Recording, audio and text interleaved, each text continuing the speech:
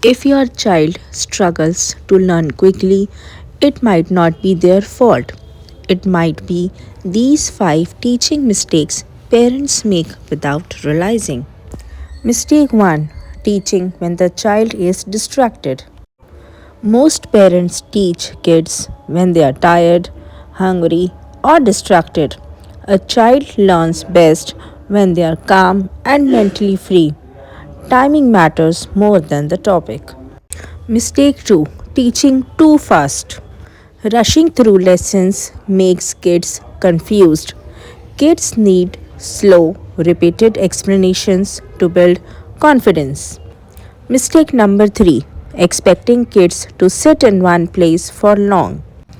Some kids cannot sit for 30-40 minutes. Their natural attention span is short.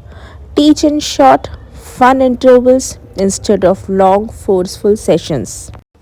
Mistake number 4: Comparing kids with others. Comparing your kids to cousins or classmates reduces confidence. Every child learns at their own pace. Your support means everything. Mistake number 5: Using the wrong tone. Kids learn faster with patience and encouragement. A strict tone causes fear, not learning.